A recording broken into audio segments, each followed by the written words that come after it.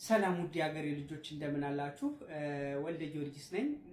ከዚህ በፊት ያው የምንታወቀው በዚህ በቲክቶክ የሚዲያ አማራጭ ነበረ። ዛሬ ደግሞ አዲስ ነገር ይዤላችሁ መጥቻለሁ። ምንድነው? አዲስ የዩቲዩብ አካውንት ከፍተናል ማለት ነው። ከ3 ቀን በፊት ነው የተከፈተው።